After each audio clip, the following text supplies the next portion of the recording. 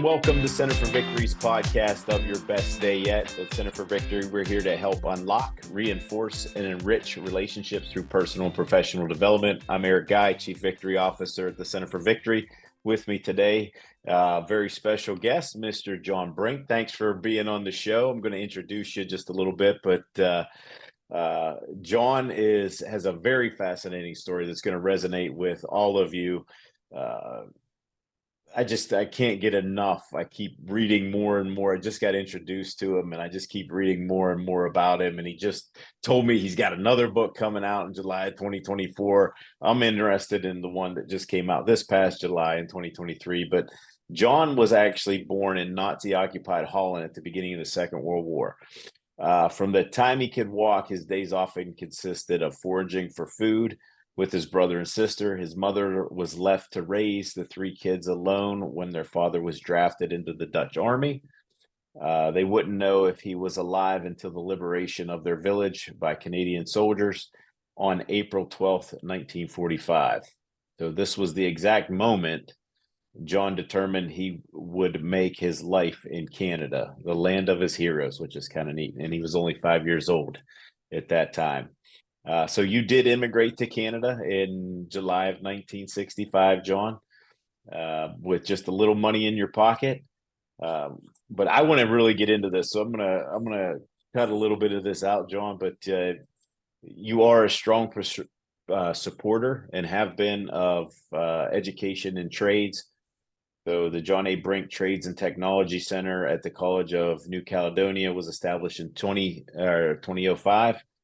Recognizing John's contributions of $500,000, John provides in excess of $500,000 in financial resources to more than 50 charities annually. My kind of guy, a real giver. He sponsored hundreds of Canadian athletes in all age categories from amateur to Olympic level. He's a strong supporter of the Special Olympics. And get this, folks, and we're going to talk about this, John. He's the oldest nationally ranked bodybuilder in North America. If you look this dude up on the internet, now keep in mind, if you did the math, you're 83, correct, John? Correct, yeah. Okay, he's 83. He's still bodybuilding, still in the gym every day. Exactly. He's got lots of books out, but his most recent one that I want to get into is Finding Your Passion, Living the Dream. But let's go ahead maybe and just give him a teaser at the end here, John, for your new one coming out in July 2024, Living Young, Dying Old. So, John, that was a mouthful, but welcome to the show, my friend. Well, thank you, Eric. Thanks for the introduction. Appreciate that. Yeah. So you've been on quite the journey. I guess we should probably start with just the question: what was it like growing up, in World War II in Nazi-occupied Holland? Well, I was born November the 1st, 1940. So already my mother was pregnant with me then, and my dad had been drafted that same year, 1940, into the Dutch army. And the last time they heard from him was just before the bombing of Rotterdam, and he was downtown Rotterdam. Rotterdam is a big city in Holland, and the Germans wanted to expedite the Dutch giving up, and in order to do that, they bombed the downtown of Rotterdam, and thousands of people were killed in the process. So from there on in, my mom was on her own, and the first remembering that I have from the Second World War was when I was 3.5, 4 years old. And in the mornings, daytime, nighttime, we would have hundreds of bombers in the air. That was after the landing in Normandy by the Allied forces and had pushed their way through Europe, and at the same time started bombing very heavily in Germany, in particular the areas that were manufacturing a lot of the support systems for their wars across Europe. And I was born in, as you indicated, in Holland, but in the northeastern part of Holland, the very northeast, about 10, 15 minutes away from the German border and close to where the North Sea touches the northern part of Holland and Germany. So what we used to do is my mother, in particular in the nighttime when the bombers were flying overhead, a sound that I still know today. There's nothing like it. Hundreds of bombers in the air. She would take us outside and on a flat roof behind our house, not to watch the beauty of planes, but because he felt safer outside than inside. And then in the distance, we would see German cities burning, red all in the distance. And as they would come back, there was obviously lots of dogfights over the areas, and we saw numerous planes coming down over the years that followed. And then the next thing that happened, obviously, the winter that I remember well, 1944, 1945, was the coldest in history that had happened down there. And at the same time, the Germans had cut off all the food supply to those areas of most of Holland, actually, and before the winter of 1944, 45. So in the mornings, my brother, 2 years older than me, my sister, 1 year older, and myself, we would take gunny sacks and go into the railroad yards and pick up anything edible and burnable. And the reason that we did as kids is because the Germans would boot us one in our back end, but they wouldn't shoot us. And then we just come back the following day. And then I still, even today, Eric, still can feel the feeling of hunger. I can still feel it. And then the extreme cold. We only had one little stove that was burning in the whole house, and we had a small room, and we sit around the stove, and I still feel even the cold. And where that today is 40 below here in the Prince George region where I am now, it was extremely cold there then in that part of Holland. And that part still stays with me. And the other part that followed me is anxiety of losing that one parent. And much later, I know that I had, as a result of all of this and being around it and seeing far too much when we were liberated by the Canadians, that we saw far too much that we should not have seen. And I was affected by PTSD, which stays with you your whole life. And then the other part was that I was affected by the inner child, or the fear of losing that parent. In fact, got counseling for it well into my 50s. Very emotional. And, but the one part that you already alluded to in the introduction is that I was so impressed by the liberating forces, the Canadians, that I always knew from that point forward, I belonged in Canada, and I would go to Canada. That's where I wanted to live, the land of my heroes. When did you go to Canada? I emigrated. I wanted to go when I was 17, and then my parents wouldn't let me in. So I was then drafted in the Dutch Air Force. So I was in the Dutch Air Force for 30 months in special forces, actually. And then after that, I worked in a job in the forest industry. My dad was managing a small lumber company, and I worked for a big company. But I still had that dream of going to Canada. And then the other part I have to just add to it is I was not very successful academically. I failed grade 3 and I failed grade 7 3 times. And I always kind of, in a way, I felt that I had failed. And a lot of my friends that used to be my friends, when they said, after the third time failing grade 7, they said, what are we going to do with this guy? Do we send him to the mentally challenged school, or do we get him a trade of some sort? Fortunately, my parents were beautiful people. They decided to make me a furniture maker. And so they sent me to a furniture factory. I was not even quite 14 yet.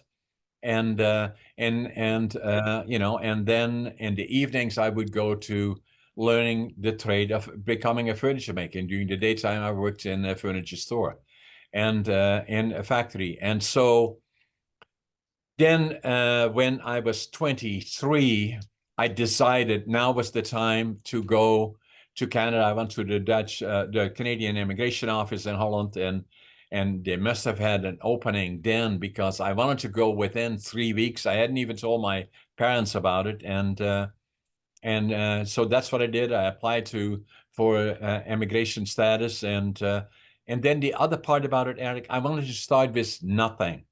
I took one suitcase, two sets of clothes, and three books, and I took 150 Canadian dollars, and that's all I had with me when I left for Canada. Yeah, and then it says when you arrived, is this true? The $25.47?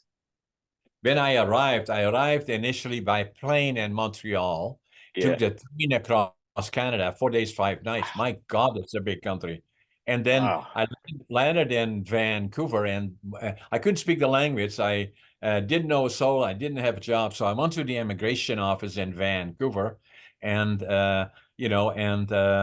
so fortunately there was a German fella working there, and I could speak some German. So I told him what I wanted to do. He said to me, Prince George, go to Prince George. That's a booming town, lots of lumber industry. And because I told him what I wanted to do, my dream was coming to Canada. And my second dream was to prove to myself that I could do it just as well as my friends that at school that had gone to college and university. And that I had the qualities and the ability to become successful as well. And so then by the time I got off the bus, as you said, and actually my employees made this for me, I had exactly $25.47. But what I had plenty of is attitude. No matter how tough today is, I swear it will be a better day tomorrow. And then the other thing that I have is passion. Whatever I do, I give it 150%. And then the last one is part of my foundation is work ethic. I work harder than anybody. What follows is success. And so that's the way I feel about things. And that's the approach that I took. That's awesome. I like that. Love that sign. Uh, yeah, that's great stuff. So you had mentioned, and I know you've been successful. You've run, I think, what, 10 plus companies, Right. have achieved a high degree of wealth, but there was still that feeling of failure for most of your life. Am I correct? Correct. Um, what was that like, and how did you deal with it? How are you dealing with it? So what would happen is that, I still had that feeling of failure. That's why I left Holland in a way. I wanted to go to the land of my heroes, but the other one is want to prove to me. A lot of times kids are hard on each other, right? So all my friends that went up to college, university, and careers, and I became what they called a laborer. I'm proud of that today, but then it Mhm. was kind of looked down at. And so it was important for me to kind of at least to prove to me that I could do it. So when starting from nothing here, and then from there on in, started out as a cleanup man, then lumber pilot, and within a year and a half, I was already a superintendent of one of the larger mills here. And then within 10 years, I had already a variety of companies, and everybody would say to me, "Hey, John, you should write a book about that." And all but I didn't really feel that way in a way. But Uh-huh. but in a way, I started writing on the book, tried it out again, and all the other things. But the other part that affected me adversely because of all of this, likely, is Eric. I was not a very good communicator. I could, in my own companies, although they were quite successful, interact with 3, 4 people or 4, 5 maybe. But outside of that, I was not very good at interacting. And then what happened is that an ex-sister-in-law that I had is and still have actually is she mentioned to me at one time, "Hey John, I want to take you with me to Toastmasters." Now I don't know if you're familiar with Toastmasters. Yeah, yes. An amazing organization. I said, "What do they do there?" And she said, "Well, they, help people in becoming better communicators." And I said, "Are they going to ask me any questions?" She said, "No. You just sit there and you watch it, and if you like it, come back, and if you don't, you don't." So, and I said, "Oscar, as long as nobody asks me any questions." "No, no, it's no question." Halfway through the meeting, somebody stood up and said, "Hey, John, tell us something about you." And I said, "Oh my God, I'll never go back here." But I did. And I stayed there for 10 years, and I reached the highest level in Toastmasters, which is a distinguished Toastmasters. And Wow. for the benefit of our guests watching, it's not only becoming good speakers, but Toastmasters is also becoming good listeners. And even more importantly, you learn to become good at thinking on your feet as part of this very structured organization. I think around North America, probably there is 450,000 people as we speak, part of clubs in their towns that are participating in Toastmasters. And then probably around the world, probably up to 1 million or more, 10 million maybe even, have participated in some form to help and improve their ability, communication ability. They don't necessarily stay there for 10 years or go through the highest level. For me, it was very important to change my life, actually. And distinguished Toastmasters, there's probably less than 1% of them that have gone to that level. For me, it changed everything. And became a good speaker after that, and an in-demand speaker. And obviously, I'm doing podcasting. But the other thing that it did also, it gave me the confidence, and then I became a writer. And now the other thing that I have to add to it as well, Eric, to put it into perspective, is that so the Warriors laid a foundation that always stayed with me. The dream of going to the land of my heroes, Canada, played a major role. Becoming part of Toastmasters, unlocking me and the self-confidence. And then the other part played a major role for me is that it was in 1997, January 1997, that I walked into a store here in Prince George. And for some reason or another, I still don't know why, I picked up this book, and the book's title was Driven to Distraction. It was about ADHD. And I said, "Oh my God, that's me." And I took that book, I bought it, I wrote in the book in Dutch because I was ashamed of it. Now I finally know who I am. And it was written by Dr. Hollywell, an amazing writer. He was on my podcast actually just today. And and we had an amazing conversation. But he changed my life in addition to the other things. So now all of a sudden it unlocked, in fact, as to who am I. And so initially I started looking at Google. Now we are in 1997. It was not so well known yet. Right. And as I searched more and more, it explained to me why I was academically not very successful, because the traditional system of teaching is I become easily bored and distracted. And to sit 4 years in the classroom didn't work for me. I like things that I'm interested in. And it was even to the extent I could be sitting all day in the classroom. And if you would ask me the following day, tell us a little bit about what you talked about, I have no idea.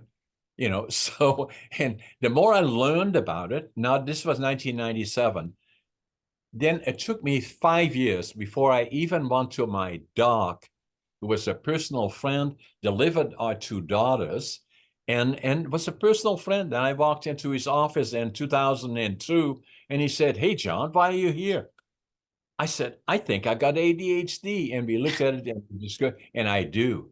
And so it took me probably up to about 6, 7 years ago, and I'm 83 now, well into my 60s and 70s, before I became more and more public about it, because I believe that the frequency of occurrence, and I talked to Dr. Hollowell about that as well yesterday in our podcast, is that it was believed that about 8% of the population are affected or benefited from ADHD. It probably is closer to 20 or 25% of the population. And then it probably is 50% or better of the successful entrepreneurs that have ADHD. It could be as high as 75%. In fact, I we hired a senior person for one of our companies, and I have about 10 different. It's not about me and the success that Uh-huh. but I the point that I'm going to make: we hired one, we published it on a national level, and we wrote on that ADHD considered to be an asset. So the other part about it, that I felt I had to write a book about it, so I Mhm. did. This one I wrote, ADHD Unlocked. And it's written by an ADHD mind, so you can pick it up anywhere, go either this way or the other way, you know, and it's very interesting, very, very successful. And I'm not the Oh, only one that wrote it, but Dr. Halliwell, an amazing, amazing individual. yeah. What's on the Brink podcast with him? Amazing. So that's what I did. And now then again, the other one is now coming back to those elements in terms of, okay, how did I get to all of this? I had to fill in those particular gaps. So now we are saying, okay, I've become feeling better. Now it explained to me why academically I was not overly successful, although I was a very good writer and I was very good at numbers. And Mhm. and so about 5, 6 years ago, well into my mid 70s again, I again coming back to you should write a book about that. I had stopped. Writing books is not easy, No, and it's not.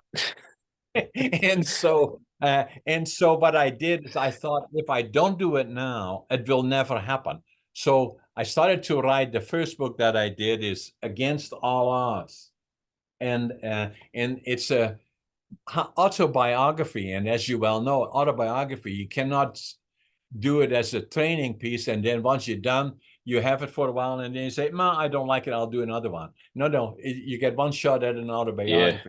This is the one, and so it is not about how successful John is. That's not what it's about. It's all the ups and downs along the way, and it's become very, very successful. Now, the other thing that I should just add, Eric, to it is Yeah. that I don't know if you can see it from there, but if you look at the newest one, this one, uh, Finding Your Passion, Living the Dream, can you see what the price is on that book? 25.47. That is awesome. All Oh, I my love books that. are 25.47. So Wonderful. Oh, that's great. I'm glad you showed me that.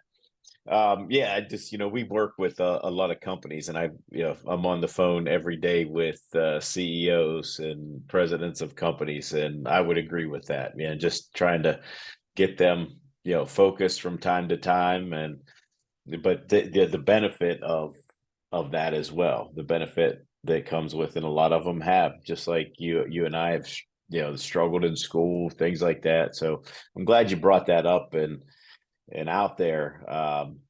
it's a superpower, Eric. That's what I'm saying to everybody. It's a Yeah. superpower. I've given presentations to 500, 600 people, and then by the time I'm done, because whatever I do with passion. I and blowing my own horn somewhat, but I'm a very, very good presenter and a good speaker. By the time I'm done with them and talk about not only ADHD but entrepreneurship and all the other things around it, then they say, "Damn, I wish I had it too." Yeah. Yeah, I agree with you. One of the things I think that talking, let's just stay there with kind of with entrepreneurs a little bit. What advice do you have for entrepreneurs who are either struggling or thriving? Like, you've seen a lot, right? I've seen it all. Yeah. you know so I always believe stay the course, don't give up, and then at the same time surround yourself with good people, or feel free to seek advice of people that are successful. Don't be ashamed as an entrepreneur thinking that you're being successful and that you need some guidance somewhere along the line, or sitting down with another person that you respect. Talk to them. And then the other part is that which already shows my thought, my direction of thought was when I left Holland. I had in my case 3 books. I still have those. Which ones were they, John? The one was Management by Drucker in Dutch. I nearly wore it out. And the second one was Logical Thinking in Dutch. And then the other one was all about Canada. Those were my 3 books. But as I always like to, even now, listen to what I perceive to be, these are not the multi-billionaires, multi-millionaires, but interesting CEOs that have the ability to think outside of the box. Because unfortunately, especially today in the world, the box is not the way it looked when you took your MBA or whatever you did. The box moves constantly. You have to be flexible, but at the same time, you have to train yourself to give yourself the ability to look outside of that. That's what makes people successful around Amazon and all of those other people that have been so immensely successful. Mm-hmm. Now, one of your big things for you is is giving, right? You've donated millions to charities around the world. Can you help us on what's that? It's part of my culture. Yeah. That you have to become part of the community. You have to give back wherever you can, in whichever form you can. And here in northern British Columbia, even when I was just piling lumber and made $2 an hour, I still always kind of participated, not financially because I didn't have anything then, but at least as part of the community. And here, obviously, and thank you for mentioning it, College of New Caledonia, I've always been part of the college. I always believed in trade and technology, and they named one of the major buildings to me, after me, the John A. Brink Trades and Technology Center. And then we have a freestanding University of Northern British Columbia here. And I was very, very involved in that. And I was honored with an honorary doctorate of laws from the University of British Columbia. Not bad for a guy who's grade 7 3 times, Yeah. So I'm just making fun of it, but I'm Yeah. very actually, So you are the oldest nationally ranked bodybuilder in North America. So at the age of 83, and you're an inspiration to me because I told you when I get to be your age, that's what I want to be doing. I'm very health conscious. What's important for you about that body movement every day? So I just in case you show to your guest here, that's the book that I'm doing, Living Young, Dying Old, and fitness is a very important part of that. And that book is coming out in July, actually 24. So what happened, Eric, and you likely know that as well as I do, is that especially now, this time, January, at the end of the year, we always sit there as we contemplate the last year and the new year going forward. We're going to do this, that, the other thing, and that usually includes going to the gym and fitness. And then we go for 2 weeks, and then we find 100 reasons as why we can't go, and then until next year. So in my case, in 2008, I nearly died of diverticulitis. And diverticulitis ruptured and is very toxic. And I came that close. And then my wife is vegan, and I probably was not doing as well on the gym side and then on the diet side as I should. And so, but it taught me a lesson that I have to change that. And so I started to go to the gym with a trainer because my life is appointments from this to that, and it has to have structure. Once it does, I will usually do everything that I can to attend those meetings. So so that's what I started to do. And after being training and going to the gym for 6 or 7 years, Now I'm already in my early 70s, so then mid 70s then. And somebody came to me and said, as I was training, and said, "Hey, John, have you ever thought about going and competing?" I said, "Me?" Yes, I said, "Right." And I thought, maybe I should. I thought, yeah, maybe I should. So I started then in a serious way again with my trainer, working towards competition. So in 1917, 18, I started competing in northern British Columbia, in bodybuilding and physique. And I came in second in bodybuilding, third in physique. That's 55 and older. I was already 20 years older than them. And then that qualified me for the provincials, and I came in second in physique, third in bodybuilding, which then qualified me for the nationals in the Arnolds. And Oh, and wow. yeah, and then COVID came, and that kind of put things upside down a little bit. And so now at 83, I'm still again going to the gym and getting ready again for competing, and hopefully go to the Arnold's again. And I talked to Arnold about that already in 25, and he said if I do, then we'll make pictures together and maybe do a little bit of training together at the same time. But so that's the objective. So it makes me the oldest competitive bodybuilder in North America. Wonderful. And so I get this question a lot from people a little bit younger than you. And that's why I'm asking it, because I don't, I think we're always needing to grow. But since you're just hit middle age here, uh, I like that.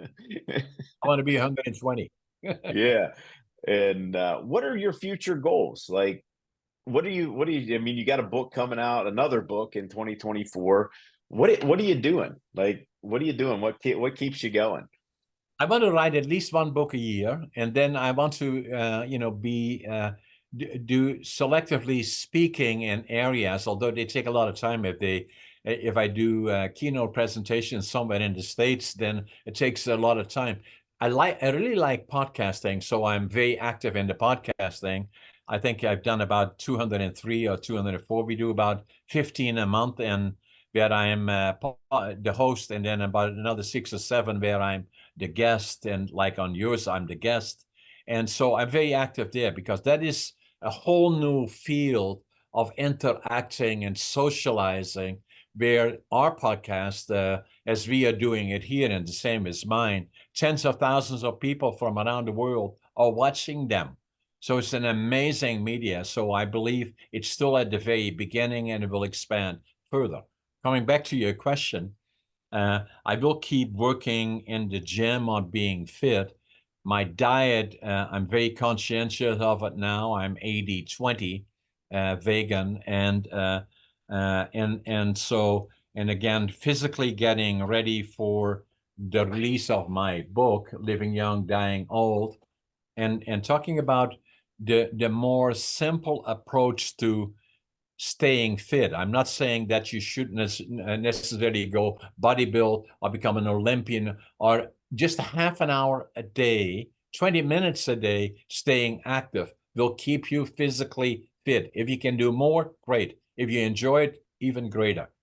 But the same is diet. So many of the things, the information that we get from the medical system are so complex, so complicated. I'm trying to simplify that in that book. So, Wonderful. so coming to the books, I want to write at least one a year. And then in terms of from a company's perspective, I still believe, although that's been a tough go here for the last 4 or 5 years, to before COVID, for all of us in North America, and I'm in the lumber business. We do a lot of business in the United States, so it's been a tough go for all of us. But I'm also into warehousing and logistics and real estate. So I still believe that I will double the size of my company, and I'm going to stay active there. Both my wife, myself, are into horses. We both ride English dressage. So I intend to stay very, very active in a number of areas, and then be an inspiration to younger people in terms of entrepreneurship and opportunity. And for those people that there are so many that are challenged these days, and that's one of the reasons that I wrote this book, like finding your passion, living the dream. And so many people that I know of don't really like what they are doing. In fact, I saw a program on CNN or one of the other ones, I forget now, but they said in the United States, 70% of the people that work don't like their jobs. And 75% of the 70% are looking for another job.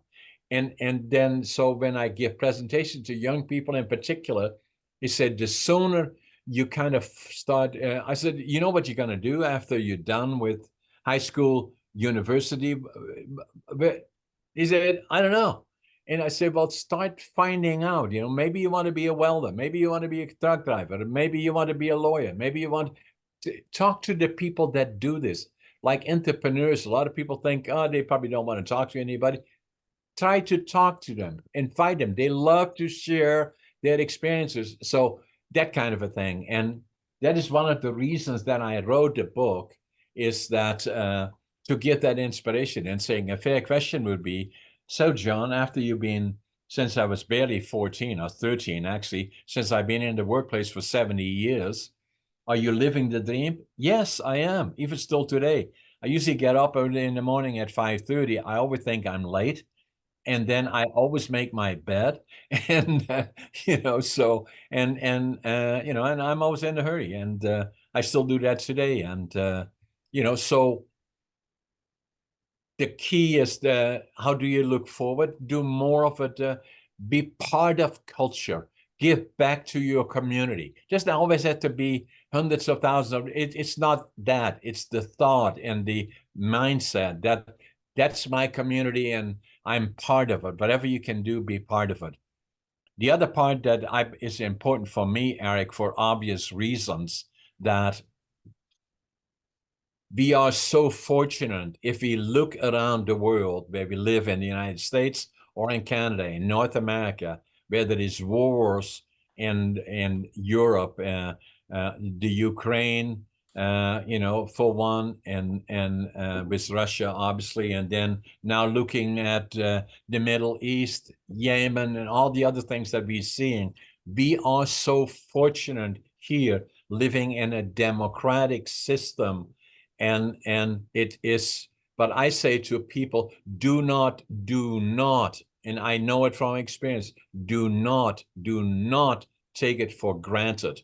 Everything can change overnight, and all you have to look, if you want to get the experience of dictatorships, go for a while to Russia, go to North Korea, go to Venezuela, go to Cuba, go to Yemen, for that matter, or Iran, and saying that our democratic system may be flawed in areas, and I'm not only talking about Canada, but I'm very familiar with the United States, that from time to time you come close to dictatorships.